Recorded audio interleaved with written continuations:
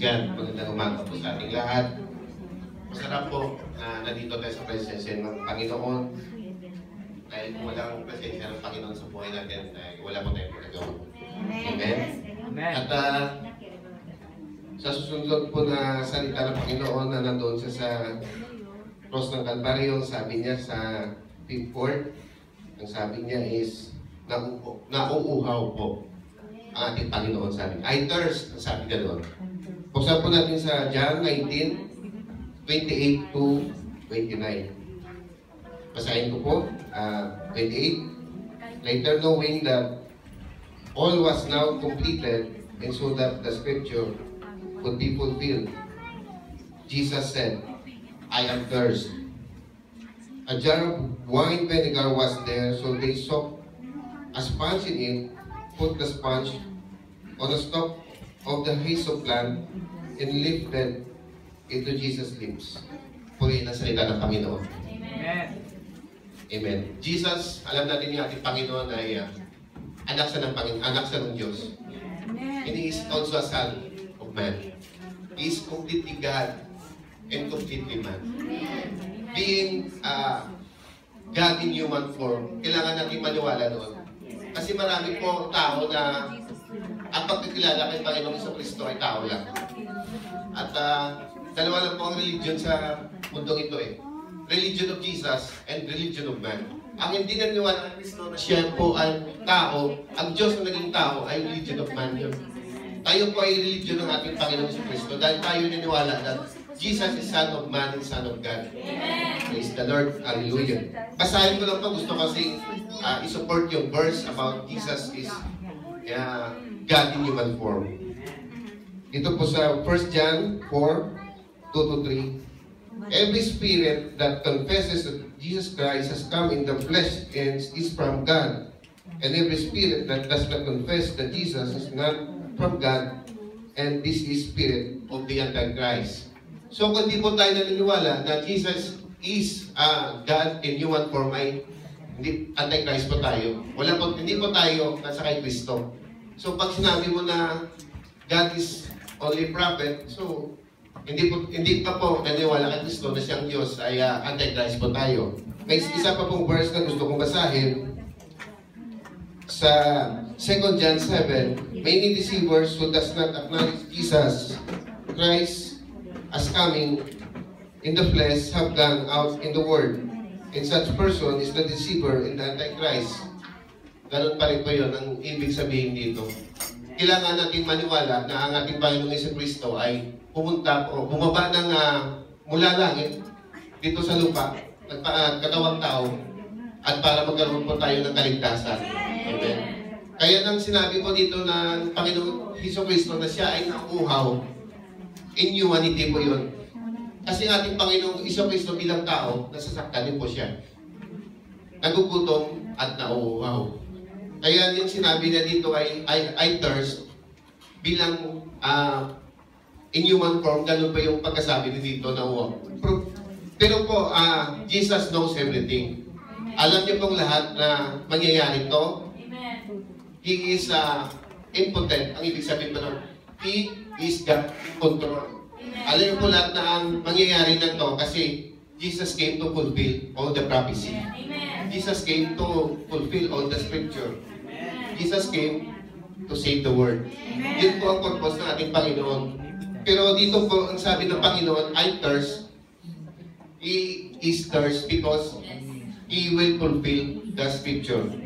Dito po sa Psalm, basahin po natin. Ano pong i-fulfill ng Panginoon dito sa magsabi na siya ay nauuhaw? Sa Psalm po, buksan po natin, Psalm 2. Sa Psalm 69:2. Sa Psalm 69:21 pala. Sorry. Ang sabi niya kanina, knowing that all was completed and so that the scripture would be fulfilled. Ang i-fulfill ng ating Panginoon ay dito sa Psalm of David 69:21. They put gall in my food and gave me vinegar for my thirst. Yun po ang kasulatan sa banal na aklat na i-fulfill ng ating Panginoon. Kasi yung Panginoon natin ay bumaba mula sa langit para i-fulfill ang lahat ng kasulatan. So, hindi pwedeng mamatay ang ating Panginoong Jesucristo sa cross na hindi po ito mapufulfill. Every single scripture na nakasulat ay dapat po ay i-fulfill ng ating Panginoon. O isa katuparan lahat po yun na mangyari. Para lahat po ay maganap at mangyari